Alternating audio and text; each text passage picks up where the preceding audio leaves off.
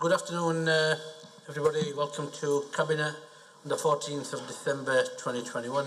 It's 3 o'clock and welcome to you all. We've got one apology from Councillor Paul Davis. He's got a bereavement in his family, so our condolences to him. Item 2, minutes of previous meetings. Actually, sorry, before I go, is there any declaration of interest? If anybody's got any declaration of interest, any Cabinet member or any members that are joining us virtually, please complete the form and email it to or hand it into Yolandi after the meeting. Item 2, minutes of previous meeting. Are there a record? Thank you. I move them as well. Thank you very much. Item 3, admission of the public. I don't think there is any. Is there? No, thank you. Any deputations or petitions? I don't think there are any.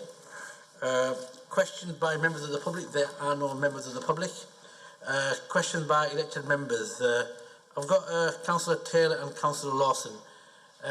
Councillor Bolt, do you want to ask a question as well? Yes, please. Right, yes. okay. Yes, please. Yeah, good. Okay, so we'll go on to Councillor Taylor first. Is that joined? No problem. Okay. Councillor Lawson, John, you got a question? Yes, thank you. Considering the arrangements for the exit from Europe come to a different stage in January, when the grace period for tariffs and implementations of paperwork, the 6-month period comes to an end, what plans have we made to make sure that our suppliers are not going to be affected by this, and in turn that our council business can continue as smoothly as possible? Thank you.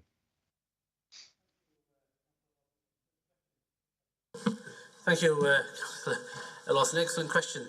In terms of the exit from Brexit, that's already been done, and I know that the various government departments have been working continuously to try and make that new transitional arrangement, the new structure, a reality. That will take time. As a council, without going into a lot of detail, our procurement officers, our directors, our policy unit are continuously working with all our suppliers, other local authorities.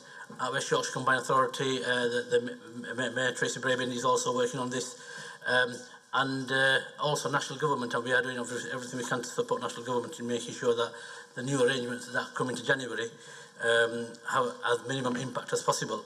But there's also another issue in there, Councillor Lawson. It's not just about Brexit, it's also the pandemic, because I think we're still waiting for the results of the pandemic, what that means. So coupled with the Brexit and also the aftermath of austerity, we've got a perfect storm brewing. But I can get you more details, but I'm assured that we are making all the necessary arrangements.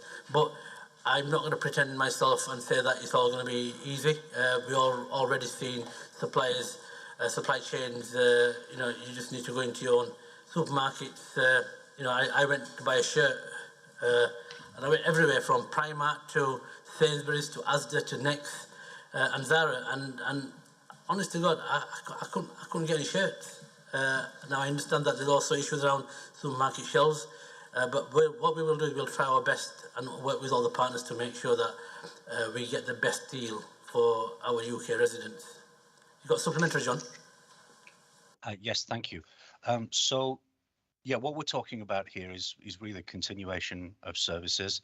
So it's really, do we have assurances that we will be able to continue our services like building services, our highway services, things like that, post the coming to an end of that grace period. But the other thing about continuation of services, you've quite rightly said, is the pandemic.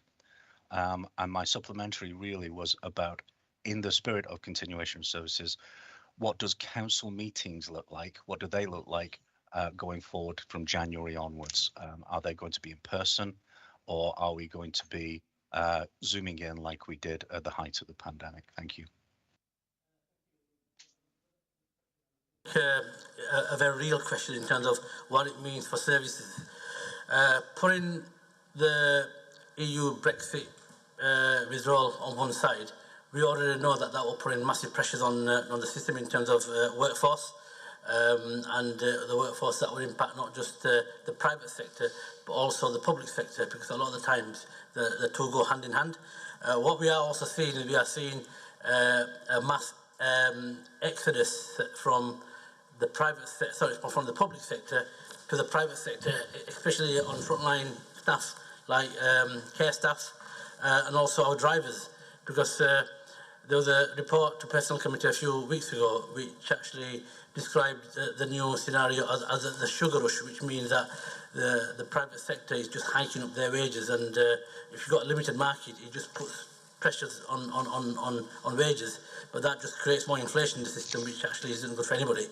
In terms of our own staff, we again had a report to say that a lot of our staff are retiring, a lot of our staff are also taking a choice to leave early, especially on the back of the pandemic, and the new wave of Omicron variant means that even though the disease might not be as dangerous or as severe in terms of impact on health, if rates are doubling every couple of days, then what you could get a scenario in terms of our staff, putting aside residents, is everybody isolating, and that's a real threat in terms of business continuity.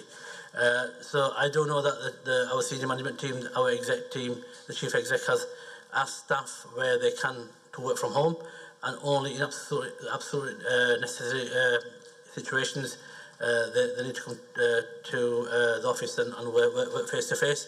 But having said that, the impact I feel will be on frontline services. The care staff, the housing staff, the street wardens, the cleaners, the NHS staff, and once again, I feel that these staff are coming to rescue local authorities, coming in harm's way, and they will be the first to actually be impacted by infections, especially if they are more transmittable. So we need to do everything we can to support them. We need to do everything we can to actually make sure that they're safeguarded, and at the same time we need to make sure that business continuity is also a priority from a public point of view, because I do also know that the public will also have demands on the service, and quite rightly so, they expect that. But I hope that our public can understand that staff are also residents of this borough or another borough. They are human beings, and they are also not immune to being infected by the new variant. And we could have a situation where service continuity is at a higher risk than it has been. I hope that we don't come to a standstill, but the threat is there, because this is not something that we can control. This is not something that we can, put in a box.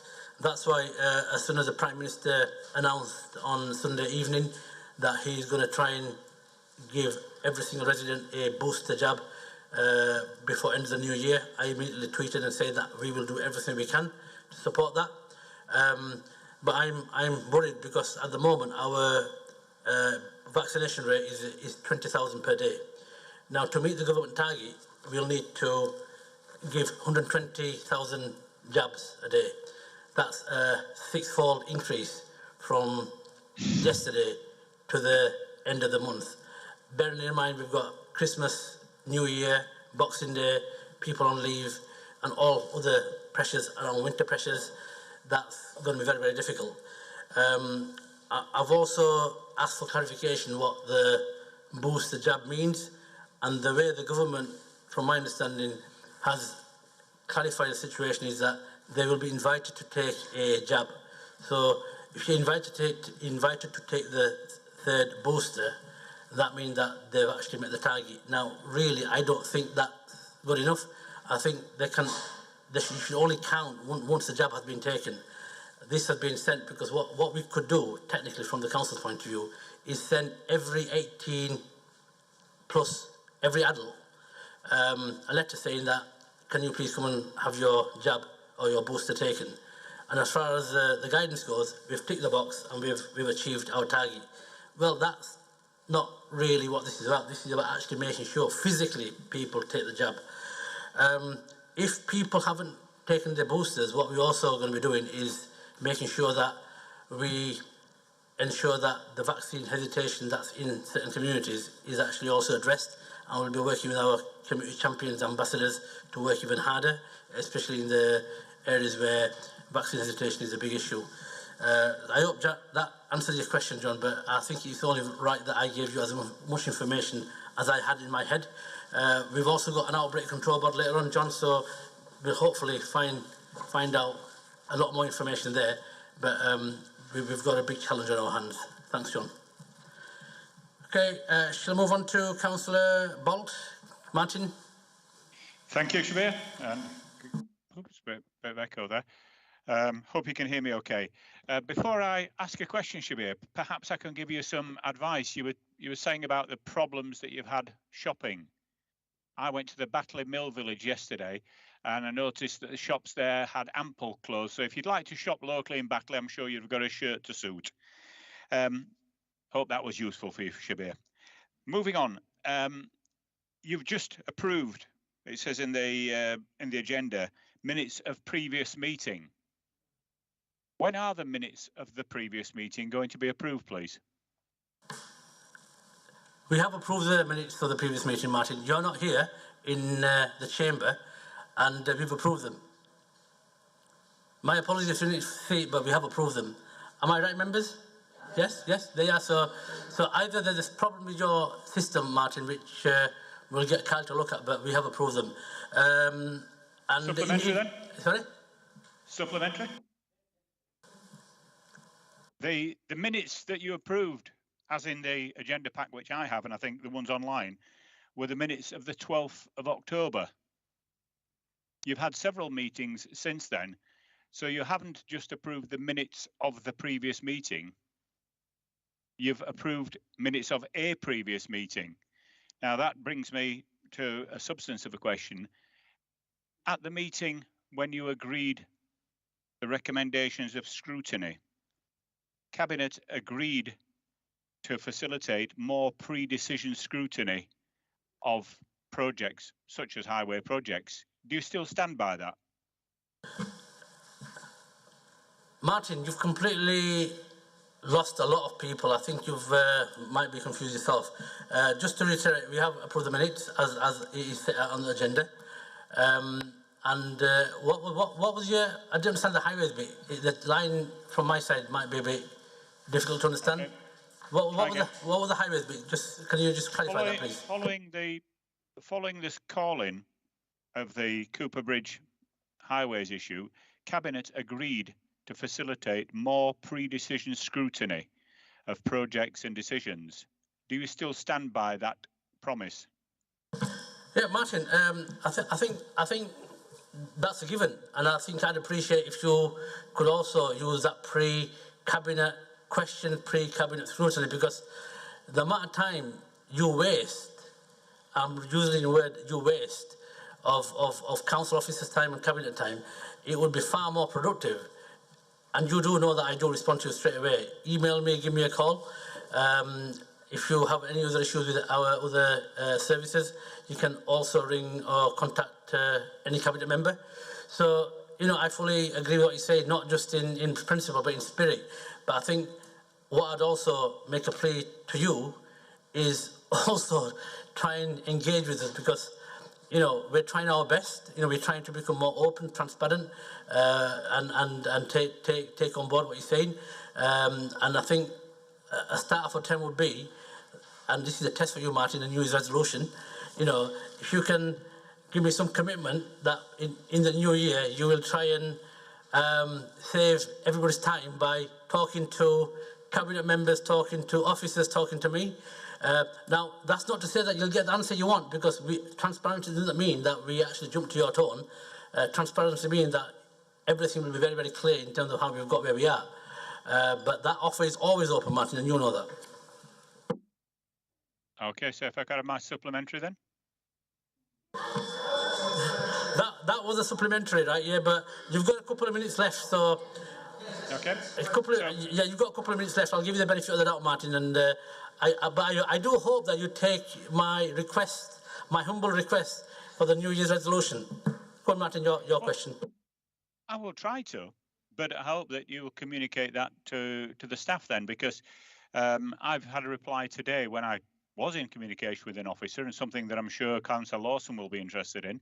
I asked when the A638 highway scheme would be coming for pre-decision scrutiny, and the reply I have at 10:42 today is it is not currently planned to. Well, surely planning for pre-decision scrutiny based on the promise you've just given should be something that everyone is planning. Martin, I think the issue you raise is a lot more serious than what you think. Most of our staff are probably in a situation where they've never been challenged the way they have in the last 20 months. Also, as elected members, I only can say politely that we need to be careful how we talk about our staff, because these minutes are public meetings, these minutes are recorded, and I know that your intention would not be to actually undermine staff, but if we are to pull through the next phase of the pandemic or whatever form the new variants will take, you know, we just need to actually understand what the national picture is, the international picture around staffing. It's not very good, Martin, and by us unnecessarily raising this in a public arena where, you know, staff also look at this, we just need to understand the sensitivities about this, because when you say staff, if I'm a member of the staff, and I have been in this council many, many years ago, I'd actually be very stressed out. We have a number of staff who have actually worked extremely hard. They pulled out all the stops, and I know that some of them are on sick leave because they can't cope. I also know staff who have actually got the virus and actually are still suffering.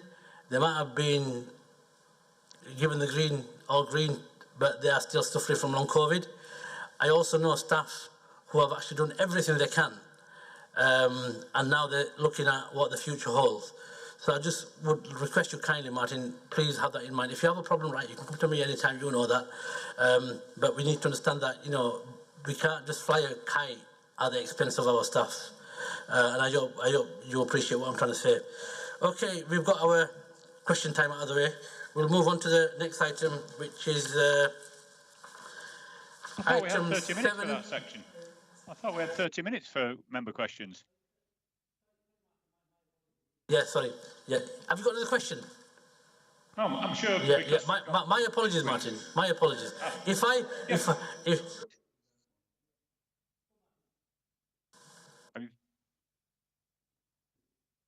technicalities, you seem to be breaking up a bit. Sorry, Martin. My apologies. I thought we had 15 minutes, but I've been corrected. It's 30 minutes. I don't know if any other members are dialing in. I don't know if John or I think there were two Johns. I don't know if they had any other questions. Is there any other questions? Yeah, John Taylor's not joined us, so it might seem that he might come later on. Councillor Lawson, have you got another question? Not for me. No, thank you. Thank you, Councillor Lawson. Martin? Yes. Yeah, thank you. Then building on the point that you just made, I mean, I hope that everybody in the council will be equally respectful and considerate, because not only are officers working under duress at the moment, but obviously our residents and elected members are. So when residents are seeking answers to planning questions, I hope the sentiment that you've just well expressed there will be equally put forward for our residents and people fighting the planning issue. It's a very difficult area getting to grips with council procedures. So when you're asking for consideration, that I hope that you will extend that as well, so that the officers are equally considerate of our members of the public and indeed elected members. Thank you.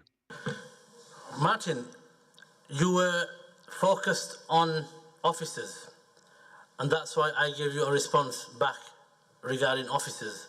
And I don't think you seem to understand, right? You fail to grasp that if our officers, A, cannot attend work, B, get tested positive, C, go on long-term sick, then that conversely has an impact on our residents.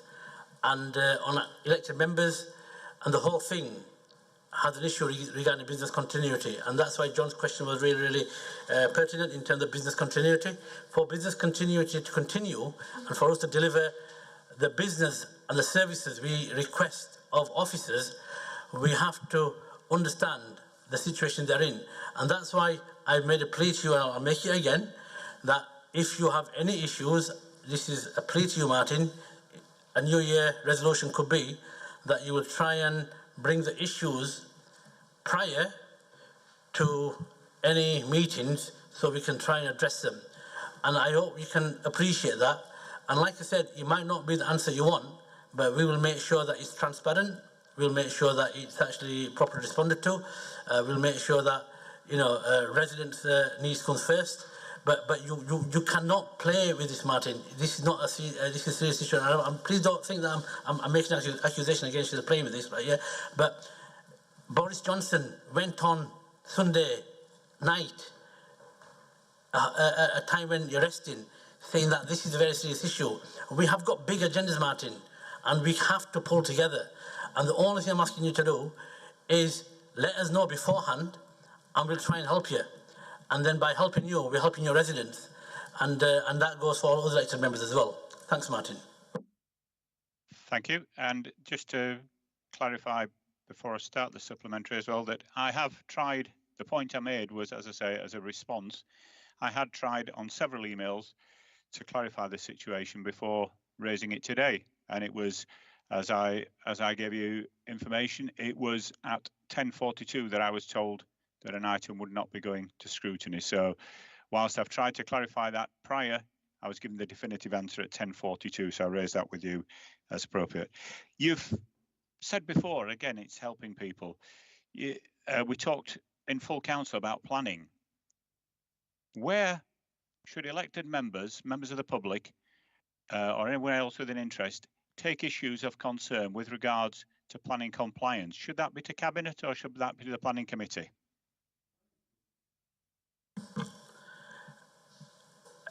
It depends what the issue is, and for clarification, if you want to send me an email, and I'll try and get clarification on that, because your question is quite open-ended, Martin. The first point of call regarding planning matters will go to Planning Committee, but if it doesn't fall within the remit of the Planning Committee, then you can send it to me, and then I'll see how I can help you. I did say planning compliance, which is to a distinct and separate thing to planning applications and other matters. Planning compliance is the issue, as it says, of complying with planning conditions. Well, in that case, it's Planning Committee, Martin.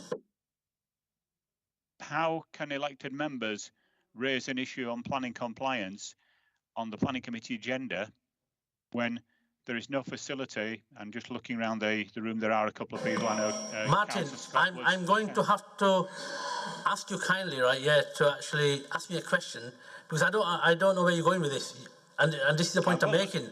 That if you have an issue, I'm happy to have a conversation with you about this, but you're wasting very precious time. We have business to do. We have got services to run. You know, we've got reports here, right? Yeah, that are actually going to be approving. Martin, please listen to me. Yeah. But Martin, I'm not going to play your silly politics. Well, you're playing Martin, please, Martin, if you have a problem or if you have an issue, tell me. But I've told you, Martin, if you've got an issue regarding planning compliance, take it to the Planning Committee. Yeah, I don't understand what you're doing, Martin. It's a planning committee when there is not an item on a planning committee. Martin, your behaviour. Can you please turn him off, please? Can you please, Martin? Your behaviour is completely out of order. Your behaviour does not benefit the public. Your behaviour is not in the interest of the public. You're just wasting time. If you have a question, I'm happy to take it. But you're just going on about something. I've asked you to answer this question. If you have a problem with it, then speak to me afterwards. I've told you. What else do you want me to say?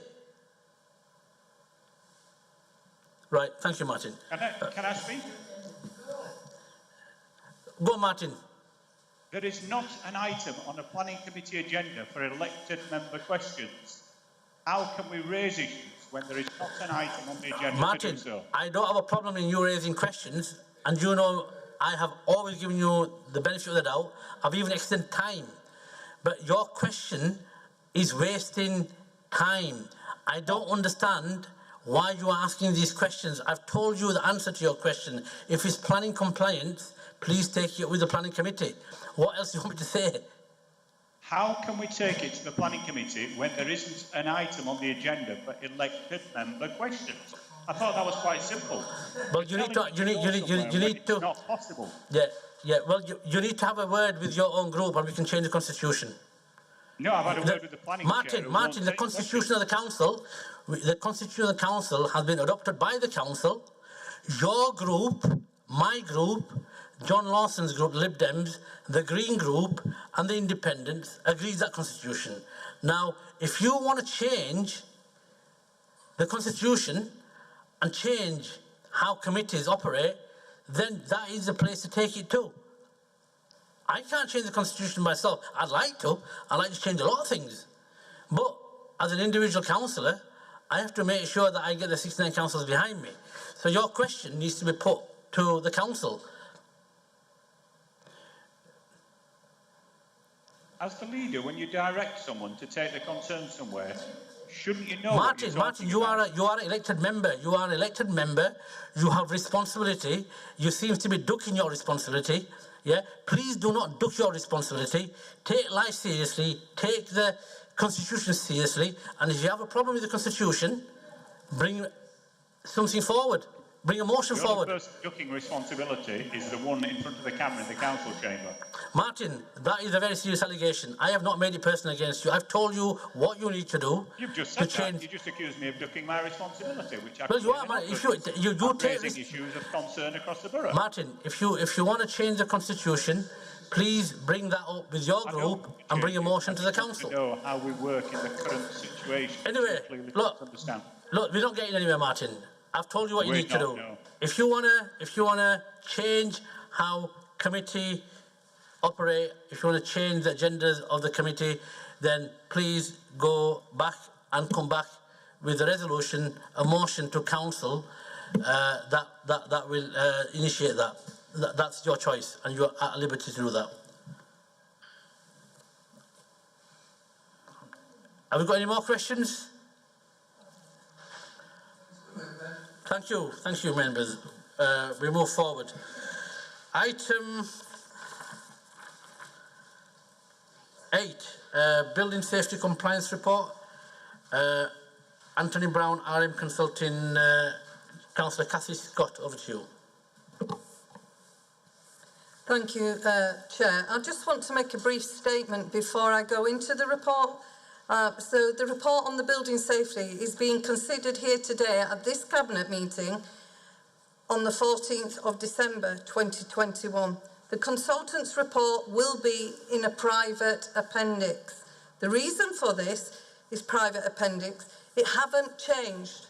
So it's just because the report's been irresponsibly leaked, despite saying private, building safety information needs to be communicated carefully, accurately and sensitively with tenants to ensure that they are not unnecessarily alarmed. We've already seen examples from members in this chamber where they put out inaccurate information about a building being demolished. It wasn't true, but they put it out in a newsletter that left us picking up the pieces with alarm for tenants. As a result of this sensationalist headlines, last week, the council has had to ask officers to go out, door knock all the high-rise and hand-deliver letters to give them tenants assurance. What I can say for certainty is this council, members and staff put tenant safety at the forefront of what we do. Their safety is paramount. And as we all have the necessary, we will ensure that all the necessary mitigations are in place so that tenants are kept safe whilst we carry out the necessary report work that's been reported back to us, the works. Can I just remind members that this report was done and the consultants went and checked everything and reported back to us. That was done from February to May. 62% of them recommendations have been completed since the report was received. So the persons who wanted to get the sensationalism, unfortunately, it's very sad, because all you've done is upset and put fear into tenants. Tenants have been kept informed and involved and reassured all the way with this. So I'd just like this opportunity to thank officers for their time and the tenants for their kindness shown, and know that this is politicking at its highest and at its worst. So this report outlines the outcomes of the independent review of the Safety Compliance Commission by the Council and conducted by Anthony Brown of Robust Management Consulting during February to May 2021.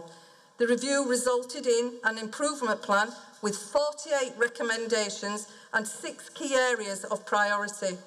Tenant safety, as I say again, is paramount, and we are bringing, when we were bringing K&H in-house, which was an arm's length management company, it was important that we had accurate information and a picture, warts and all, of anything that we needed to do to ensure the safety of our tenants.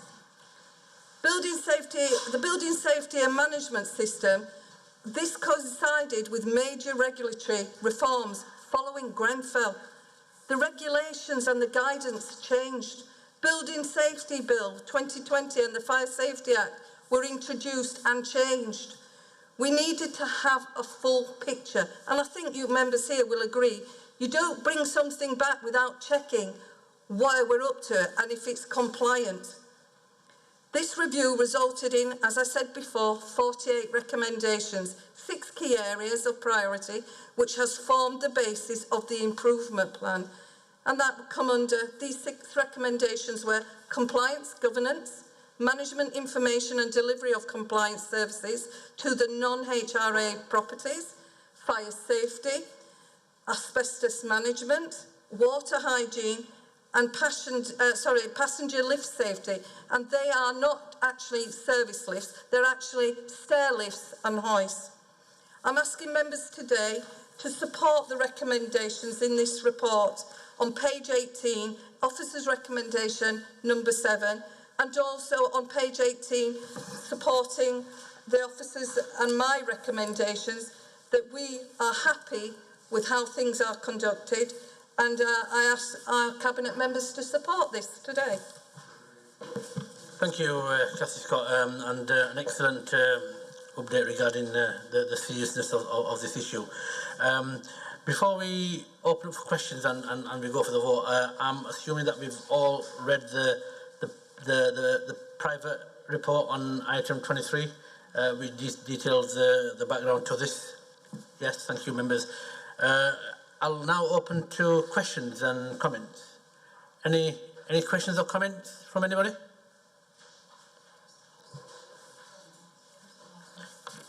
Councillor Lawson, John, over to you. Thank you, Chair. I'd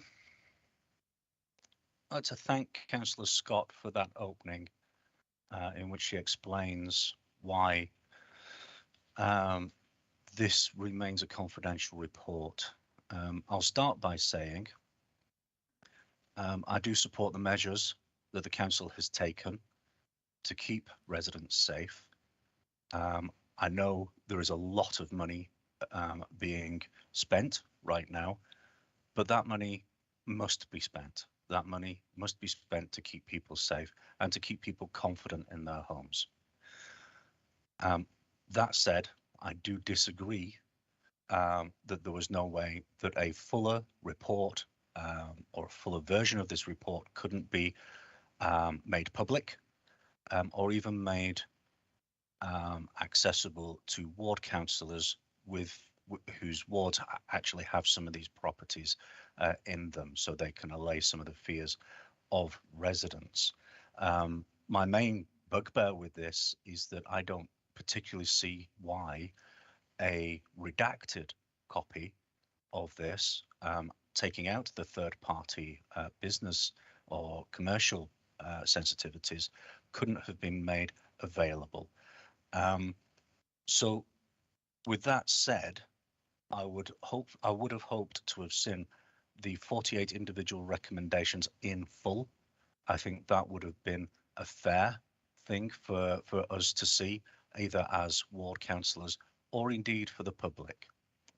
Comments invited. Thank you. Thank you, Councillor John Lawson. Councillor Cathy Scott, you want to reply, please? Yeah, Councillor Lawson, I hear what you're saying, but equally, the decision was taken that it was done in private, and what we wanted to do was ensure that tenants felt comfortable and were informed of things that were going on.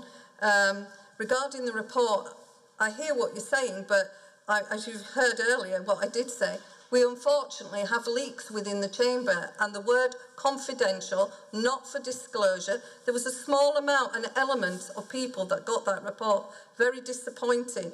But I hear what you're saying as a leader, redacted versions, but it comes to this trust that we have in this chamber.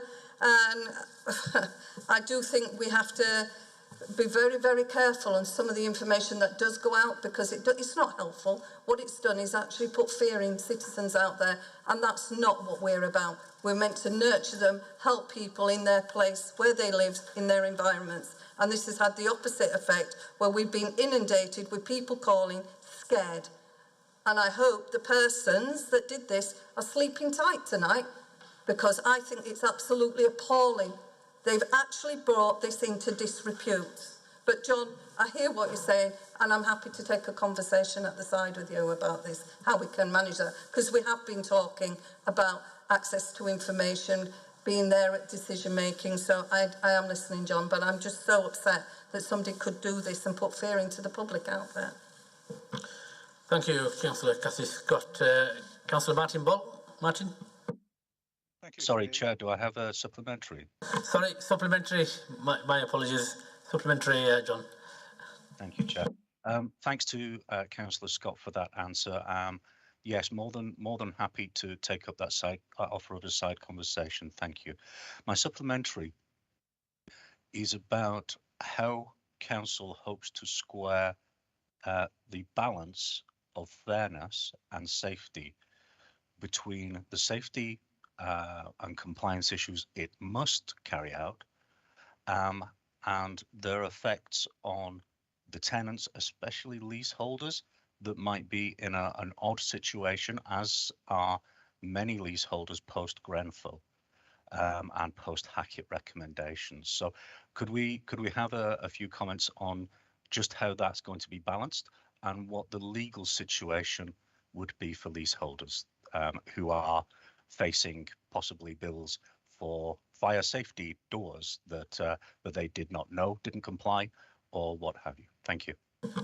Before I bring Cathy in, John, are we talking about leaseholders that are private leaseholders or council leaseholders? Hello. So the leaseholders who have a property that is in one of our buildings. So they have bought the property, but it's in one of the buildings that we're responsible for fire safety. Thanks, John. Hi, John. Yes, the leaseholders have been contacted. We will be working with them about the compliance.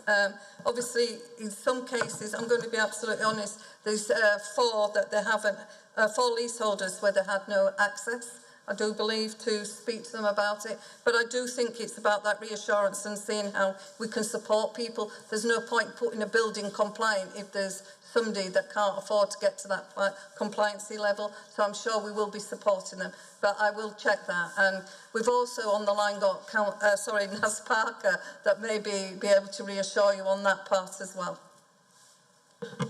Thank you, Cathy, and thank you, Councillor Lawson, for your question. Councillor Martin Ball. Martin. Thanks, Shabir. Yeah, just following up on that point, and I'm pleased to hear Cathy saying that Cabinet will be supporting people, because at an earlier meeting, when the issue about replacement of fire safety doors, surrounds and things was mentioned, it was said that everybody will be forced to comply and they will be charged. Now, obviously, some people, some of the leaseholders, property holders may not be in a position of being able to afford this payment. and especially as we've heard that I think it was at the scrutiny meeting when it was said that some of the fire doors were changed relatively short time ago. So these people would at that time have paid out in good faith for fire precautions, fire doors, which may now need to be replaced. So we have to be mindful of that, and that the earlier comment that people would have to pay, I'm pleased to see Cathy saying we're now being supportive. I would hope that that would extend to if people are not in a position, and this work needs to be done very quickly, that some consideration will be given either to waive the charge or to absorb it in a more sympathetic manner than the blunt stick which was mentioned earlier. Thank you, Martin. Excellent question. Cathy, Councillor Cathy Scott, you want to respond? Martin, I said about being supportive. I haven't said anything financially, but I do believe perhaps Naz Parker could answer that, because all I know is we're supporting leaseholders just as much as our tenants. So if Naz could come in, Chair. Naz, do you want to come in? Yes, thank you, Chair. And just to support what Councillor Scott is saying, Chair, that we will be very supportive with our leaseholders, understand their support needs, but also their financial issues. It's very clear that where our leaseholders live is principally in those blocks. It's not just the high-rise, but some of the low-rise blocks too. And so making the entire block safe requires the leaseholder to work with us as well. And clearly, where there are affordability issues, Councillor Scott's very clear. She wants us to work with them in a supportive way and a sympathetic way. And if there are payment issues, that we do work with them and maybe provide the loans if they need them, and then have a very affordable repayment plan, etc. But we won't be leaving anybody in the lurch, and we certainly wouldn't want to leave a block unsafe. So it is a question of working with those individual leaseholders. Thank you, Naz, for that response. Is there any more questions? Yolanda, is there not any more questions?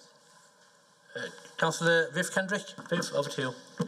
Thank you, Shabir. I suppose I just want to say I absolutely understand why councillors in whose ward some of these premises are have concerns, as all councillors do. But I suppose I want to reconfirm from quite a lot of conversations from time to time I've had with Councillor Scott about the contact that housing officers have made with all the tenants in person, by letter, even physically being in buildings to keep people safe where fire safety wasn't in place overnight and so on. And I suppose to put those ward councillors' minds at rest, perhaps information, even a list of all the contacts and letters and conversations and phone calls and personal calls to each tenant have happened might be worthwhile. That's in addition to the work that's had to be done this last week because of the ridiculous horror stories that were promoted in the press. Thank you. Thank you. Any more comments? Cabinet members? Cathy, do you want to respond to Councillor Kendrick? Yeah. Thanks, Vivek. You're absolutely right. We will ensure that all the safety information and contact numbers is in place. And it's another reassurance exercise. They've already done that. We've got waking watches at the high-rises. So there's all that's actually happening. But it's also about the contact numbers on anything that they need. But I can reassure everybody in this chamber, housing officers are absolutely working hard on this. They're visiting sites daily, so okay. Thank you. Before we go for the vote, I think firstly I'd like to thank Councillor Cathy Scott for all the hard work she's put in this, and especially the immense issues that I've generated over the last few days. And I know Cathy has actually spent a lot of personal energy with this on this. She's spent a lot of time working with officers, and especially after the Grenfell incident, we've had to ramp up a lot of the service that we've been doing. And now that we've got the housing services in-house, we've got more of a grip. And the report is really as a result of how seriously we are taking this. And that's why the report is there. The report was commissioned by us.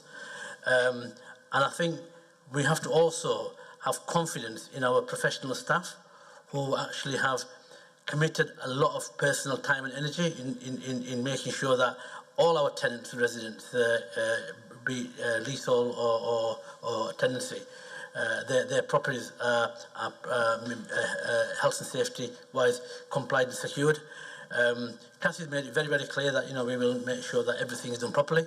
And as a councillor, the only thing I'd like to say is, as far as I'm concerned, if the officers, if the cabinet is fully on top of this, which it is, and they know where the issues are, and they've got a plan to actually address this, then that should be enough confidence to say that we've got this completely under control. But by putting leaks out there, which actually lead to fear, isn't really the best thing to do. It's not best thing for the residents or the tenants, and that's why I fully support Cassie in what she said, that we don't want to actually unnecessarily provoke any unnecessarily hardship or feeling or fear. We do know what we're doing. We do have a plan, and we'll make sure that we actually address that. And once again, Cathy, thank you for all your hard work.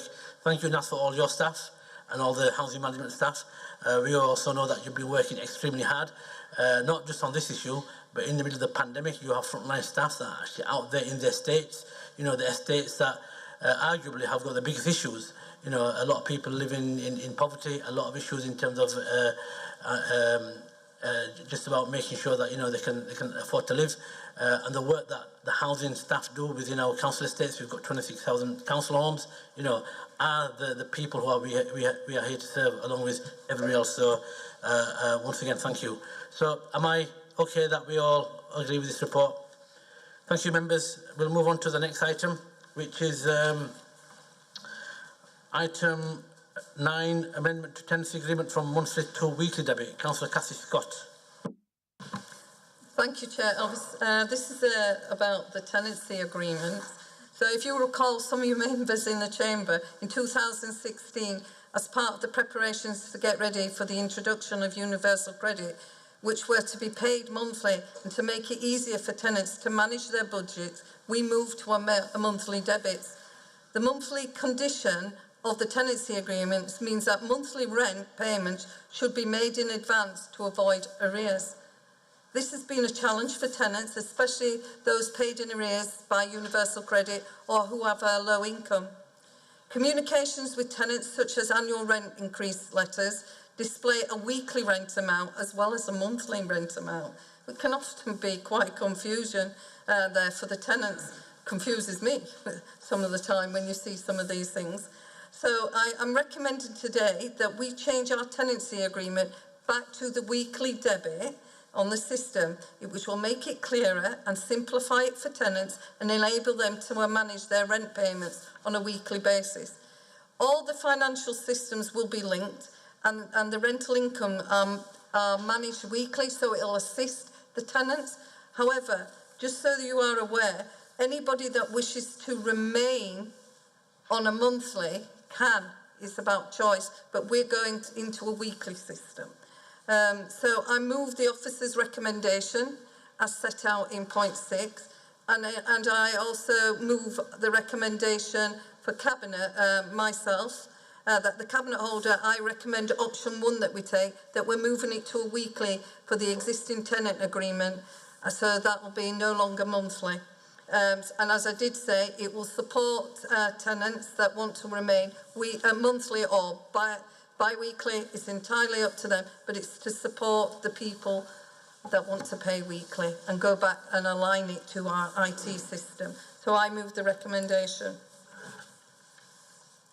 Thank you. I'd like to second that. Any comments or questions for members? Anybody? Councillor Lawson, I see your hands up. I just saw that. Councillor Lawson?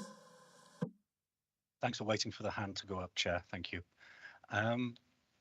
So yes, on the face of it, this seems to be an administrative kind of realignment. There's something in this though that's making me uncomfortable. I think one of the paragraphs here on page 22 of the report, 3rd paragraph down, it talks about the new IT system, CX Civica, will be implemented in 2022. Now, the thing I'm struggling with is that we identified a problem in 2016. That problem doesn't seem to have gone away. It says the new rent accounting system will not be utilised effectively. Now, translation from officer speak means that it's not going to work. I would say, why are we investing in a new IT system, a housing IT system that isn't going to do what we require it to do, and to address a known problem that we've had since 2016? Thank you. Now I see you popped up, so I'm assuming that you want to answer that question. If I may. Yes, you can. Because this is quite a technical paper, and so essentially, Councillor Lawson, that's right. The CX system doesn't necessarily align to monthly debits, but actually we are an outlier as a council and as a housing provider with the wider national sector as one of the few that charge monthly, and we thought we would do that to support our tenants at a time when Universal Credit was going to make it difficult for them to manage their rental payments. As it's turned out, most residents like to pay weekly anyway, and given the system, the sector as a whole looks for weekly payments. The providers and suppliers usually go for that type of system, so we're aligning accordingly as well. But as you say, tenants have never really liked a monthly debit, so it actually aligns to tenants' wishes as well, and the engagement we've done with tenants supports that. Thank you, Naz. You got a supplementary, John? Not this time, Chair. Okay, thank you very much. I can't see anybody else putting their hands up, so are we all okay to put your hand up? Thank you very much, members. That's been approved. Next item is item 10. Housing Revenue Account, Rent and Service Charges Setting Report and Key Housing Challenges. Councillor Cassie Scott, over to you. Thank you, Chair. So the main reason for transferring K&H into the Council was so that the Council housing activity is more aligned to the Council's strategic priorities. As you have heard from the previous agenda item, the Council is investing in the tenant safety, which is our highest priority, but also investing in fuel poverty, climate change, and the quality and standard of homes and neighbourhoods that we provide, and this will support our health and wellbeing agenda. This investment addresses the years of underinvestment in our stock. We're also building a new council housing to ease the chronic shortage in social housing, but we equally have to recognise that that can't just be done by the council alone. This will have to be done in partnership. All of this costs, and so the rent increase is needed, so we're able to reinvest in making the difference for our tenants. We are proposing an increase of 50p for one-bedroom properties. We recognise that this comes at a time when living standards are squeezed, and it means that the increase of an average of £2.57 for a one-bedroom flat to £3.61 for a 4-bed or more, leading to an average weekly rent of between £62.80 to £88.58. These are well within the local housing allowance rates. This directly affects approximately 30% of our tenants who do not receive benefits.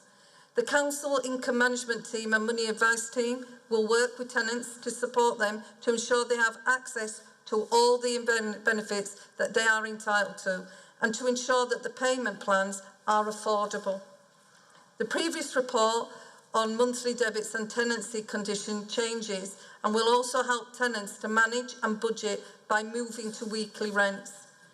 After considering all this, I ask that members today support the recommendation, officer's recommendation as set out in item 6, and also my recommendation as Cabinet member that Cabinet approve the proposed rent increase to an average of 2.91 per week, which is 4.1%. and that the service charges payable are between 0.02 pence and 0.84 pence per week, which is 4.1% of the social housing from the 4th of April 2022, which is contained in this report.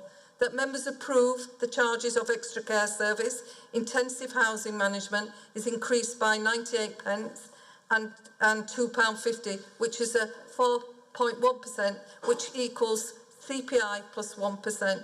The extra care services, the night care services, are increased by £1.19 per week, which is 6.6%, in line with the increases of the national living wage.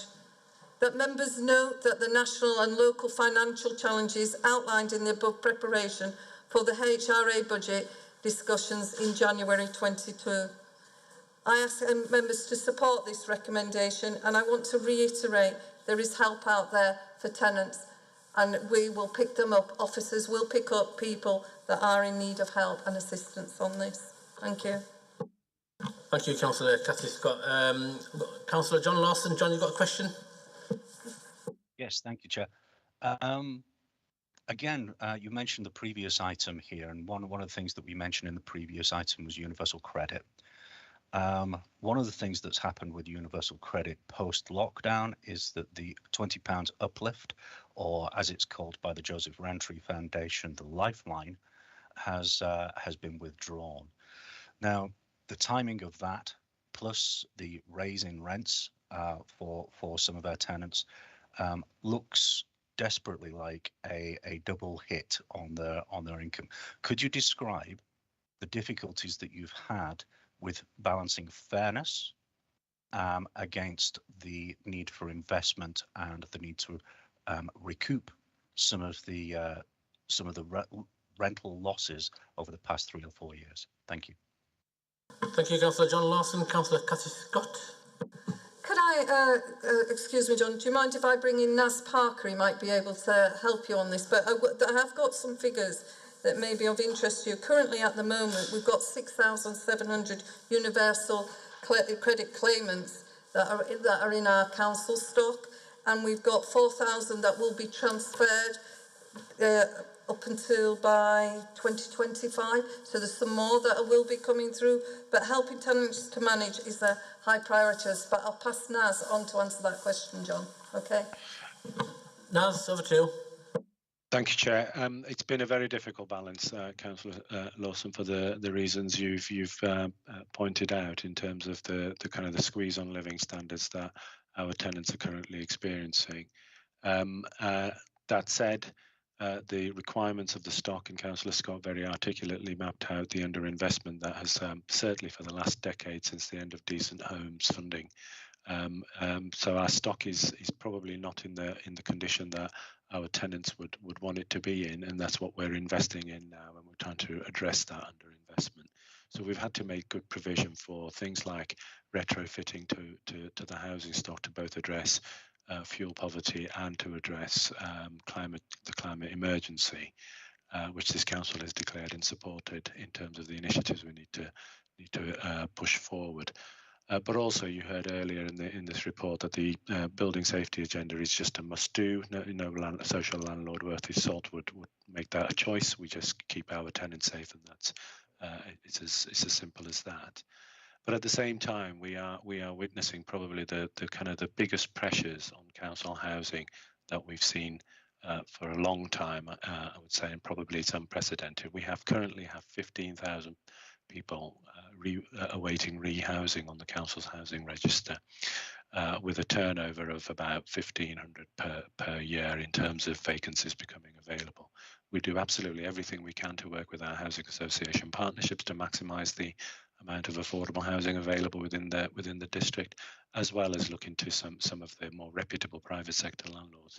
It just isn't getting to where we need it to be. So we do need to invest in more homes. So that balance about fairness and investment is about, well, we want to keep our tenants safe. That's fair. We want to ensure that they get as much put back into their pockets through addressing fuel poverty and making our homes as energy efficient as possible. We are also trialing new technologies in terms of off-site manufacturing and passive house. So all of that does cost, and it's in the grand scheme of things, in terms of absolute terms, whilst 4.1% sounds high, in absolute terms, it's because the Kirklees council rents are probably some of the lowest in the country. I think we're ranked 3rd from bottom. It's a modest increase, but we do recognise that might fall hard on some people, which is why we're going to put the high level of support in through our money advice team that Councillor Scott was referring to. Thank you, Naz. John, you got a supplementary? I do, yes, this time. Okay. Thank you, Chair. So on section, what have we got? Page 49, 4.1. There's a little line at the bottom there that says just about your consultees and their opinions. It says TRAs were notified of the proposed changes based on the information communicated to them as part of the proposed budget 22-23. It says we have not received any feedback opposing the increase. Could you unpack that for me? I mean, was there a total sort of yes, let's bring on the increases, or was there just no feedback at all? And if it was the latter, what does that say about our engagement? So could you just unpick that a little bit, please? Do you want me to bring Cathy and then let Naz? Okay, yeah, okay, Naz, Cathy actually asked you, Naz. So sorry, my apologies, Naz. Thank you, Chair. Yes, we're engaging all the time, Councillor Lawson, Cabinet. We're in an ongoing dialogue with our tenants. We have a tenants and advisory grants panel that we consult on many different issues, and particularly around policy and things like rent. We have 5 tenant representatives on the newly created Housing Advisory Board, so influencing Cabinet decisions at the highest level. It's fair to say that no tenant welcomes an increase to cost, but they do recognise that to be able to afford the investments that we've just mapped out to make their homes and places attractive and safe and where they feel proud to live does require that investment. So they have reluctantly accepted 4.1. So we have had feedback. They would prefer a lower. They recognise an increase needs to happen. They would prefer a lower increase, but in terms of the kind of balancing the books in terms of the housing revenue account, and to be able to keep that sustainable investment into the stock and also into the places that our council homes exist, we do need to recommend the 4.1. Thank you. Can I just comment briefly, Chair, that it would have been helpful if that level of detail had been included in the report. Thank you. I've got Cathy and then Councillor Kendrick. Cathy. Yeah. Comments note, John. I think you're right about the detail on that. Can I just say to members that as you're voting, it's option 1 that we're going for. Option 1. And you'll see it on page 50. Okay. Thank you. So it's option 1 on page 50. That's the recommendation. Can I bring Councillor Viv Kendrick in? Viv, over to you. Thank you, Shabir. I really want us to reflect back on 2.1.1 on page 44 of the papers. Let's make no bones about it. The enforced rent reduction of 1% for every council has meant that we have lost £24.3 million. You know, and it cannot be recovered, not in this HRA plan at the moment. And that puts us on the back foot when we've such a desperate need for more council housing and improving council housing. And just to take the point up about the £20 reduction, which is a lifeline, as has been mentioned for many people, those people on universal credit should still be entitled to housing benefit, and therefore, because our rents are below the local housing allowance, they should get that increase in housing benefit. Anyway, it is the people who are just above universal credit level that I'm most concerned about. They're the people facing charges and increases, water, fuel, national insurance and so on, who I am absolutely sure, has already been said by Naz and Cathy, that housing will be working with where they're in real financial difficulties. But that's all. Thank you. Thank you, Councillor Kendrick. Any more questions or comments from any members? Anybody online? Once again, thank you, Cathy, for that report, and thanks, Naz, for all the hard work you've put in. John, you raised an interesting question around fairness. My ideal would be a utopia where, you know, we would be talking about, you know, stuff that have led to the massive inequalities that we see in our society. But I think the report's very, very clear from my point of view. This is about investment. This is about people. This is about tenant safety. It's about making sure we regenerate our housing estates. And it's about also the recarbonisation and retrofitting of council properties.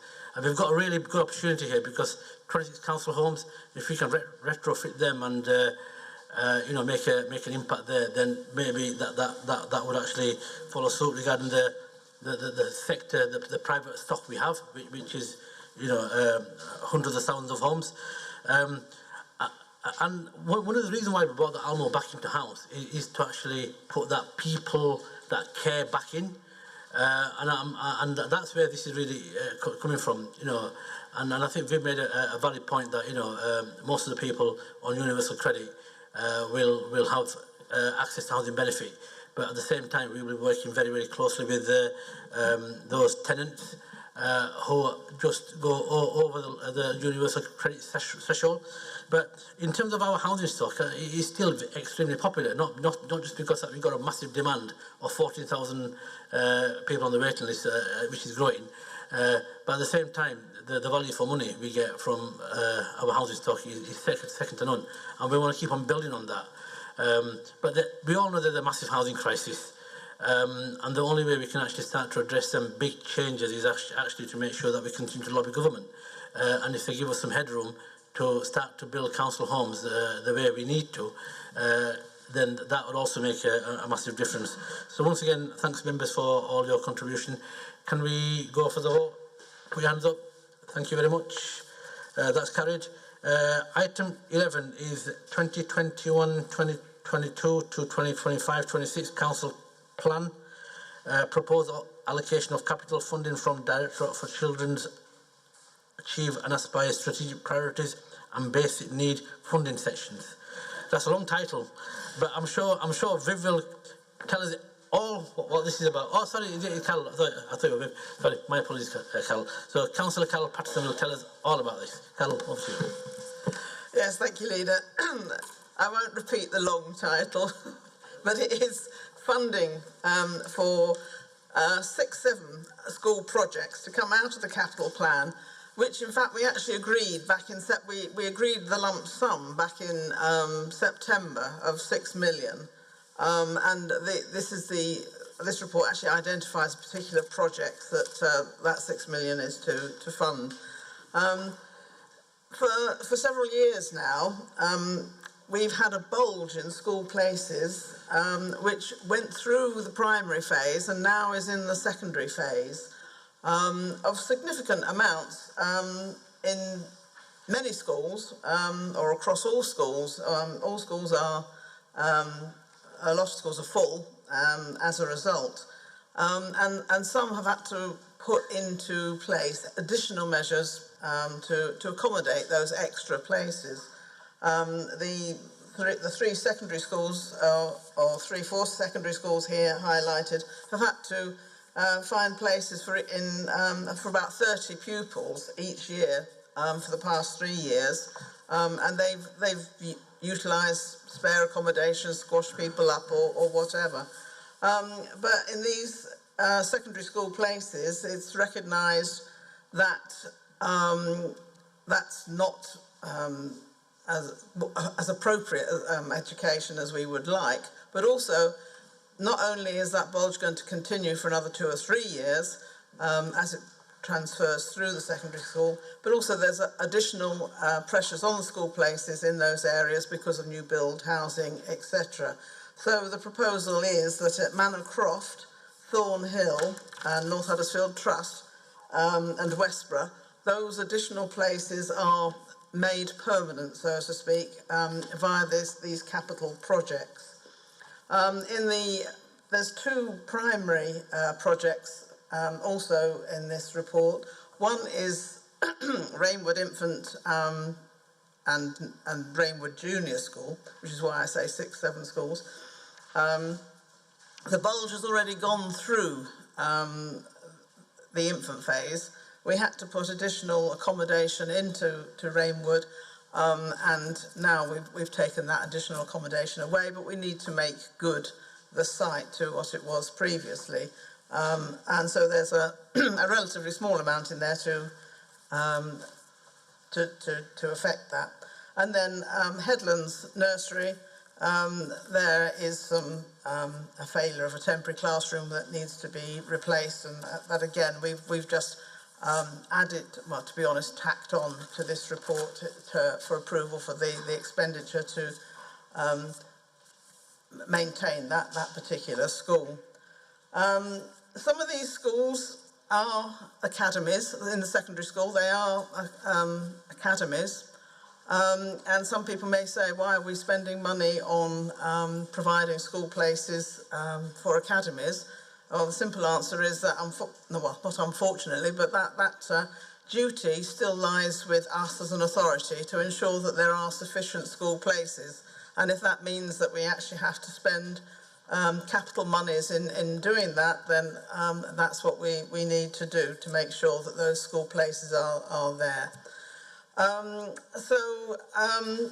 I don't think I really need to say much more than that. The officer's recommendations for each particular school and the costs are there in item 6 in the papers, and we are also asking in 6G that the final we delegate authority to the Service Director for Development and the Service Director for Learning and Early Support to increase or decrease the budget allocations as absolutely necessary as we fine-tune the schemes going forward. So, yet again, I have to say I'm delighted to be able to say that we are providing excellent accommodation for our children in several schools here, and this new investment will help those schools to deal with the higher numbers whilst also improving their facilities for the longer term and supporting children to their full potential. So I would just wish to place on record thanks to the schools and all that have been working with the council for the last few years, because these things don't magic out of thin air. It takes some time to get here, and thank them for finding ways to accept those additional children up until now and to have these more permanent solutions. And that's indicative, I think, of the good partnership that we have as an authority with our schools, be they maintained or academies. So I therefore want to recommend that the Cabinet approve the officer's recommendations contained at item 6 in the report. Thank you, Councillor Carroll-Patterson. Viv, you want to... I'd second it and reserve the right, Chair. Thank you. Any questions or comments? Cathy? Lovely report, Carol. Delighted on the investment of 2.7 million in Manacroft, you know, and all the other schools and that. But for our ward, I'm sure Councillor Firth will echo it. Thanks for the work on that. Thank you. Thank you, Councillor Scott. Councillor Firth, you want to say thank you as well? Actually, Chair, I'll tell you about Manacroft. One of the reasons actually Manacroft is bulging is because it's doing so well. Over the last few years, their achievement at the school has been remarkable. So that's one of the reasons they are attracting more children now. And we're well aware of the forthcoming bill, if approved, of course, as usual. I take nothing for granted. So there will be that school will be in great demand going forward. Thank you, Chair, and thanks for the excellent report, Carol. Thank you, Councillor Firth, and thank you. Anybody else wants to speak? No? Okay, members, quick show of hands. We move on. Item 12, White Rose Forest, Northern Forest and Urban Tree Challenge Grant Agreement. Councillor Will Simpson. Thank you very much, Shabir. You may have all noticed, all of you that are in the room anyway, that before the meeting started, I'm feeling quite festive today. I'm feeling quite jolly. And I have another gift that I've brought with me to this meeting, actually. It isn't for you, I'm afraid, Leader, What I've brought is a Christmas gift for the climate, because in this agenda we have 3 fantastic reports in our green fleet, in our White Rose Forest, and in what Naheed's going to be presenting later on about our waste strategy. So I want to start by saying thank you to everyone who's involved in those reports, because I think that just demonstrates the commitment that we have to building a cleaner, greener Kirklees.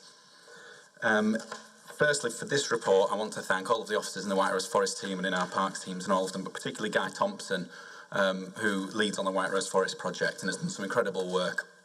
It's an absolutely massive project, because we know that one of the best ways that we can remove carbon from the atmosphere and by tackling the climate emergency is tree planting. And as an authority, we are leading the way, not just in Kirklees, but we're leading the way in the White Rose Forest. There's over 30 partners, different councils, different organisations, national and local. We have experts on our working group, but it's our authority as the accountable body that's leading the way. The ambition is absolutely huge.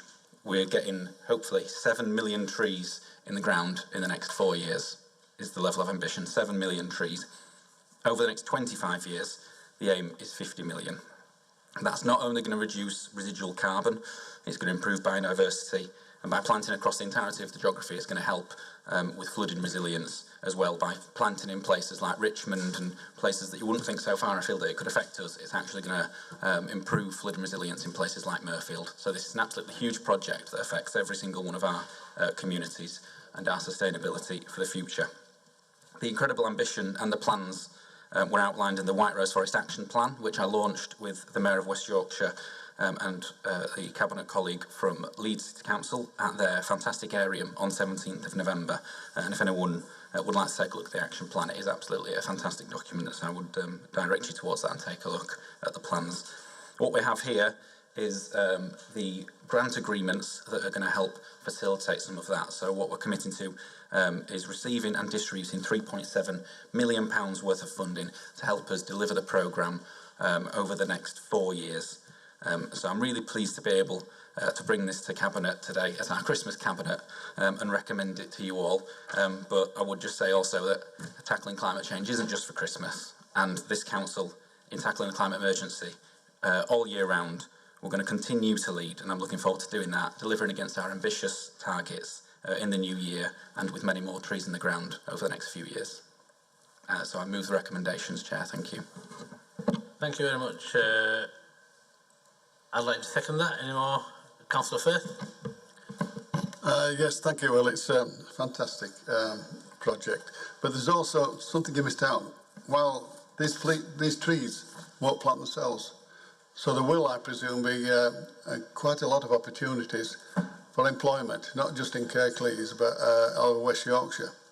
Am I correct?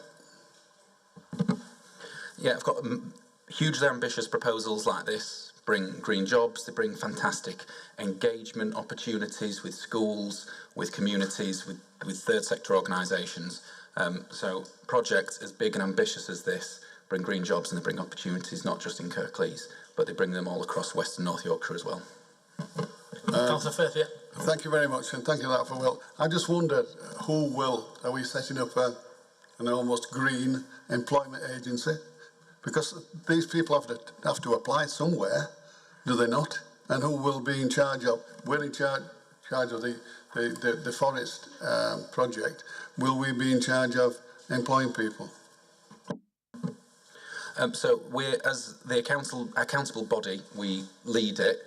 That we have a White Rose Forest team that we help to fund through our Kirklees core funding, and they're also funded by grant funding such as this. So there's employment there. A lot of this is going to be delivered by our partners, so through partner councils. A significant amount of the planting is what councils are planning to do, but the vast majority of it is actually coming on private land. So there's going to be, hopefully, a lot of opportunity there, and we're doing a call out to any landowners who want to use their land for environmental purposes to get in touch with the White Rose Forest, and we can not only do something fantastic for the environment, but as you say, that will create opportunities for people to be part of getting the trees in the ground. Thank you very much. Any more speakers? No? Show of hands. Move on. Thank you very much. Item 13 is community asset transfer of Dunroaming 20A Ravens Lodge Terrace, Scoutfield, Dewsbury. Councillor Paul Davis would have moved this item. In his absence, I'd just like to say a huge thank you to Paul for all the hard work that's gone in. I do know that any asset transfer, we've got a couple on the agenda, takes a lot of energy and commitment from the communities, and I'm just talking about the second report as well. So I'd like to thank all the volunteers who have been working hard with ward councillors. Through that we see a report coming here where the recommendation is as stated on item 6 on the number 6 on the agenda. So I'd just like to move them recommendations. Thank you. Peter seconded it. Well, you all seconded it. A quick show of hands that we agree. Thank you very much. And the next item is get the papers right. Again, another asset transfer for Netherton Community Centre.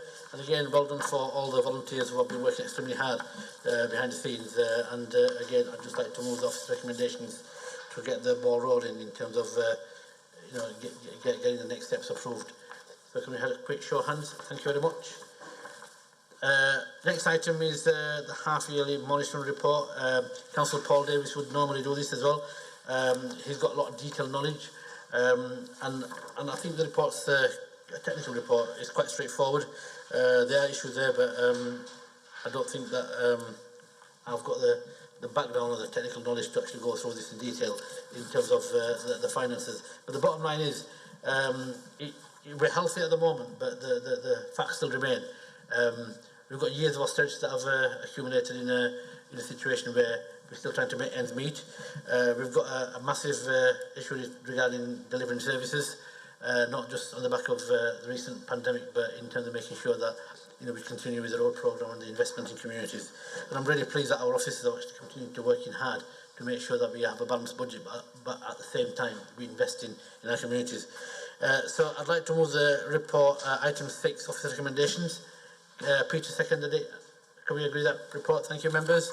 And next item on the agenda is inclusion and diversity strategy, recovery through inclusion and the annual report. This is going to go to full council, and I think it's only fitting for me to say a few words because this is something that is really important to everything we do in the council. We've already had an inclusion and diversity strategy that was approved a couple of years ago. This is a build on to that strategy, and it builds on the progress we've made so far. From my point of view, challenges are actually getting more and more harder in terms of what we face. It's about making sure that we create a healthier society. It's about making sure that we give that commitment, which we are doing here today. And it's to make sure that everybody benefits from the economy, and this trickle-down economics of the past, right? Yeah, is a thing of the past. I want to make sure that we actually promote Kirklees as an employer of choice, where diverse communities feel that they can apply and have fulfil their ambitions. At the same time, we just need to make sure that we understand what we mean by inclusion first. We also need to understand what we mean by equality impact assessments, and how equality impact assessments need to actually address the whole spectrum of inequalities. It's not just about this group or the other group. It's about race, gender, LGBT issues, disability issues. We need to make sure that we equip our staff to be able to identify what they need to put in the equality impact assessments. There are a few examples of what we've done. Project Search. This is a project that's been led by the council in terms of disabled people feeling, or young people with learning difficulties, feeling that they can have a place in the workforce of the council. And I know that the Mid-Yorkshire Hospital Trust has actually done some excellent work around this as well, and we've tried to mirror what they're doing. And the other thing is to mention the challenges that we are facing, which we talked about. But I don't want to spend too much time on this. I just want to make sure that members do feel that by approving this report, there's a lot of challenges that we face. This will be going to the January Council, where we'll have a full debate. But I'd like to move the recommendations that we note this report and it goes to full council. Thank you very much.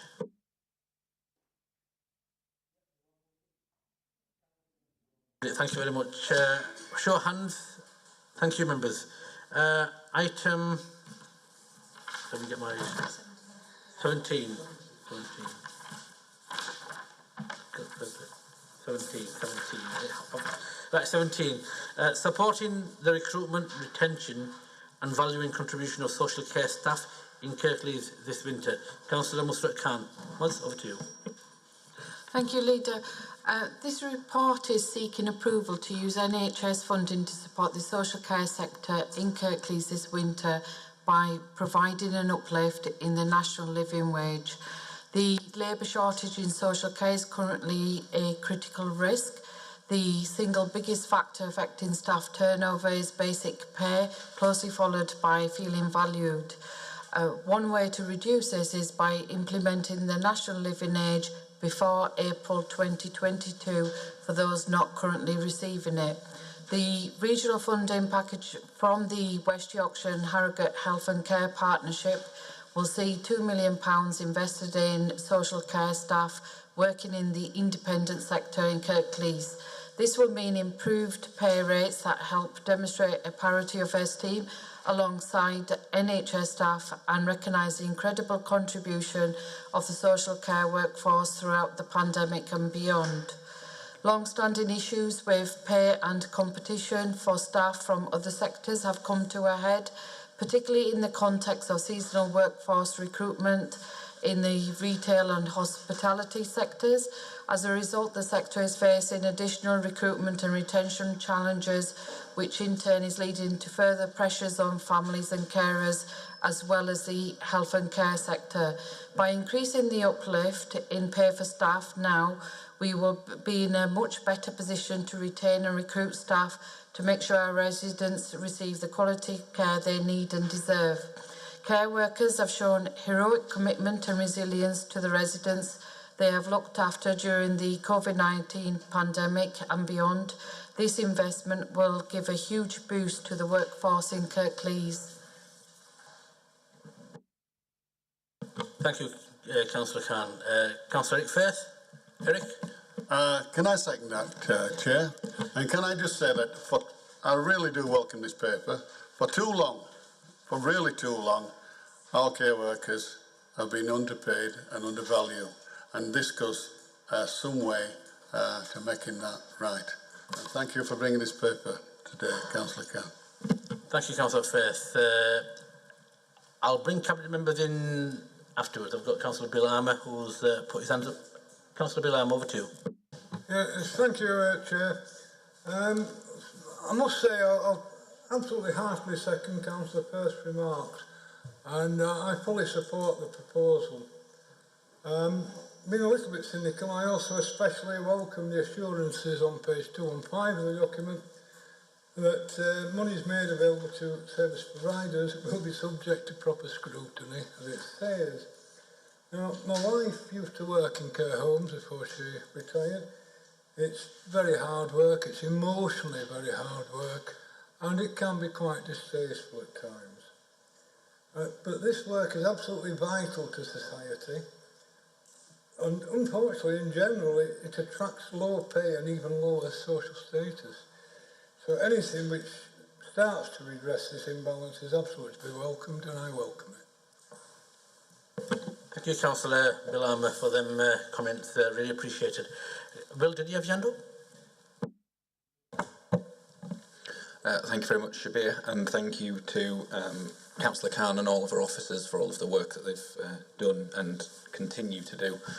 Last time we spoke about care, I can't remember if it was last Cabinet or the Cabinet before, when Councillor Khan brought the KCA report, I made a comment about the... I feel bad saying this now after Bill's lovely sort of cross-party contribution, so sorry about what I'm about to say, Bill. But at the last time we discussed care, I made some comments about how disappointed I was at the government's social care reforms and how the national insurance rise was going to be spent on assets rather than care itself. And as I said, I couldn't believe that they were going to get that it could get worse. Since then, it's somehow gotten even worse in that they've now reformed them further so that people with fewer assets benefit even less from that than people with greater levels of assets. The people who benefit greatest are the people with over £800,000 worth of assets. So given that I said that last time, I just wanted to say it again about how disappointing that is. But it's so good, so enheartening to have this in front of us, because as Bill said, my mum used to work in the care sector when I was born. It's really hard work. It's undervalued, and I think, you know, this isn't going to fix everything, and whatever pay scale the carers end up on after this, it's still not going to be enough for the work that they do. But I think by doing this, we are showing them that we value them, and I think it's really important that as Bill has done, and as I have done, and as colleagues have done, we all share that. Thank you, Councillor Will Simpson. Any more? Councillor Kendrick. Thank you, Chair. I just want to say I also fully support this and agree with the comments that colleagues have made across the chamber. I just want to comment, it is ironic, isn't it, that we put into the care, our loved ones into the care of these people, either domiciliary care or residential care, and we're not willing to pay them enough to make a good living wage for them to be a recognised profession. And, you know, it is truly, truly sad. You know, anything we can do to help support the care sector, I think, is absolutely vital. Thank you. Thank you, Councillor Kendrick. Any more? Okay, excellent report, Councillor Khan. I think this is something that we need to do. It's the right thing to do, despite the fact that adult social care has been underfunded for decades, and I mean decades, over constitutional governments. And Councillor Simpson mentioned the 1% NI, which actually just don't go anywhere. we won't really see much of that, because a lot of that will be swallowed up by the NHS. And Councillor Billam, I welcome your comments. I didn't realise you worked in the care sector, had experience of working in the care sector, but I think you're right, it is very emotionally draining, and it is hard work, and people don't understand that, you know, people who actually work in care, a lot of them actually go beyond that extra mile, and they go beyond the call of duty, and it's only that kind of motivation and inspiration that is keeping the care sector going. There's a lot of volunteers also working in that sector, and at the time of the pandemic, we've seen that care within adult social care, within communities, and through our volunteers, you know, come in its own. And that's why, Councillor Khan, I really appreciate you bringing this report forward, because it's timely, it shows that we appreciate our staff, and it also shows that we will do everything we can to make sure that, you know, all carers are valued in this council. So thank you very much. Can we all vote in favour of that, I'm assuming? Thank you very much. Okay, members, thank you very much. We'll now move on to item 18, Transport Services Capital Investment Vehicle Replacement Programme 2021-22 to 25-26. It proposes some expenditure, but before we actually go on to that, I'm assuming that we've all read the private item under item 21. Yes, thank you, members. Will, over to you. Councillor Will Simpson.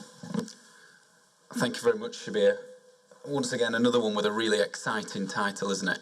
But it is much more exciting than the title makes it, the quite long title makes it sound, because what this report is a massive uplift in our ambition and our delivery of greening our fleet.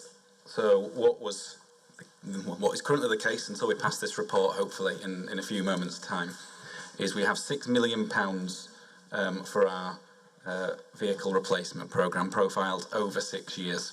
Our intention is to bring that reprofile it, to bring that £6 million forwards to be spent in the next 12 months to deliver what would be the biggest fleet greening initiative that we have ever made as a council.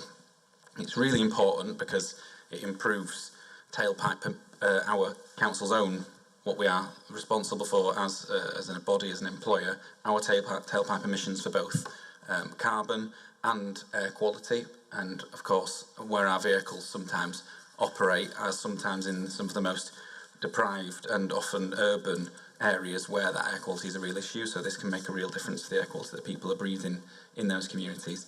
but it also reduces our maintenance costs and our running costs.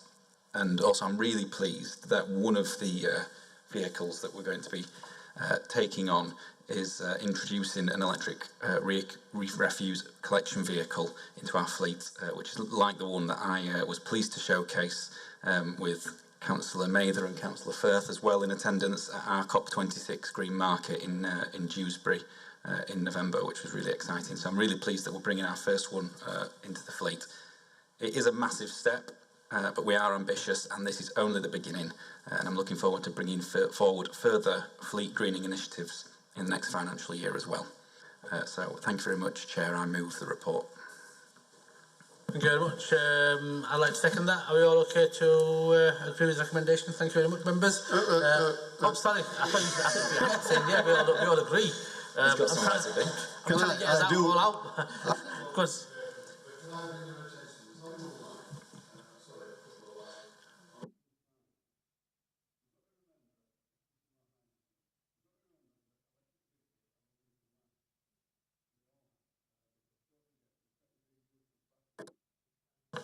the secondary use of batteries hasn't actually got a market yet. And most of these vehicles, the battery life is roughly 10 years, 12 years, depending.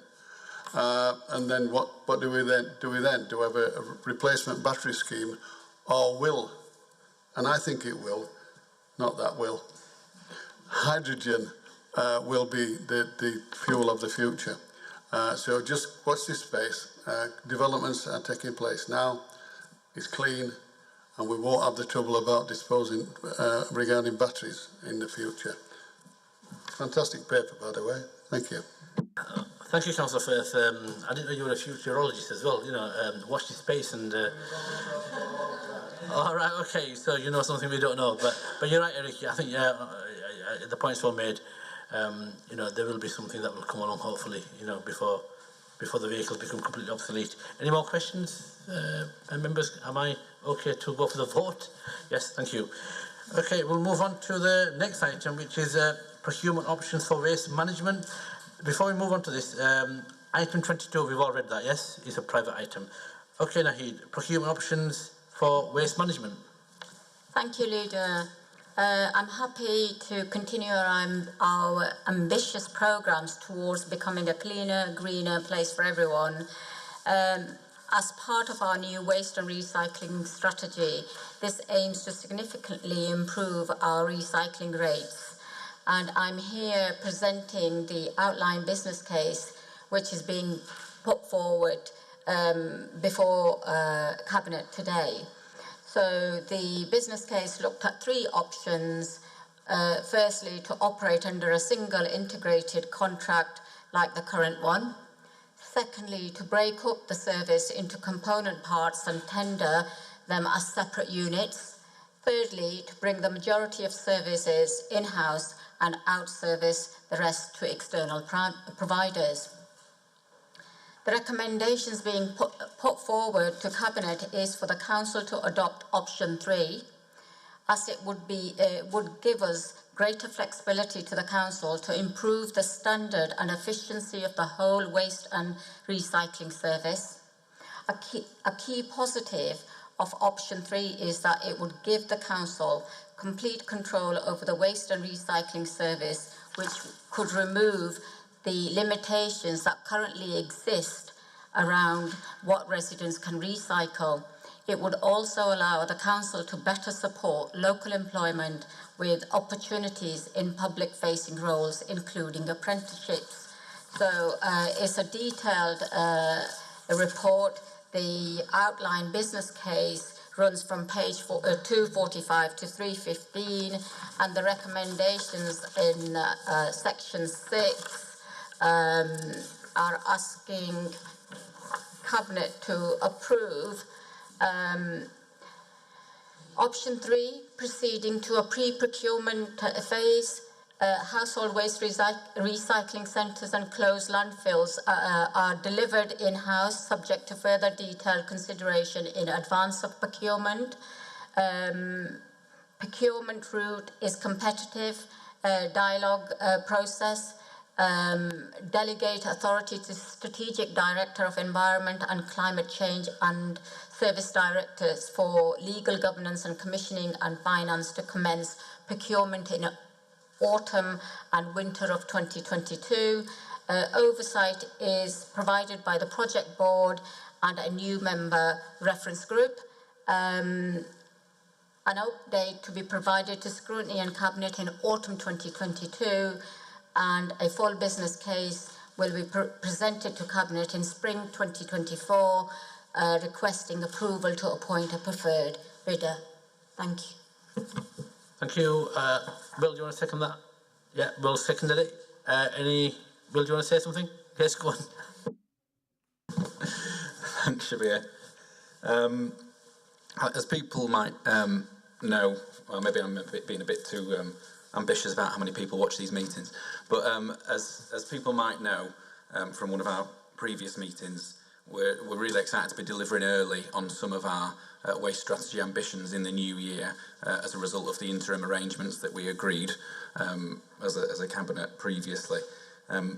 This, as members will have gathered from the report, is about how we then deliver on those longer term ambitions and make sure that we get to them the way we want to get to them. So this, choosing between the options, it was about balancing the financial risk that we obviously get with something as big as this contract. It's going to be one of the biggest things that we sign ourselves up to over a considerable period of time, because it's going out to tender, delivering value for money and making sure that we're not at the behest of just one potential contractor, as well as delivering our outcomes and giving us more democratic control than we have at the minute. And it's been a lot of work, and I want to thank the officers for all of the work that they've done on this, because it's been non-stop for that team with doing the waste strategy, the interim arrangements, and now getting straight stuck in on this and making sure that we deliver for the next arrangements as well. So I'm really pleased with what we've come out with. I'm really confident that we're going to deliver something that our residents will appreciate. And I'm really pleased that when we had this at pre-scrutiny, just like the waste strategy, it got full support there, and I'm sure it'll hopefully get full support here today as well. Anybody else wants to make any comments? No? Thank you, Naheed, and once again, thank you for all your hard work, and thank you to all the officers who have been working extremely hard in the background, not least on the back of the pandemic. It's always more difficult. This also went to full council in September, and I think it got a really good hearing, and I think you've got good support on a cross-chamber basis. But we've also got to be thankful to all the frontline staff again, who have actually kept the service going. Refuse collectors, you know, they are the veins of this organisation. You know, they've kept us going.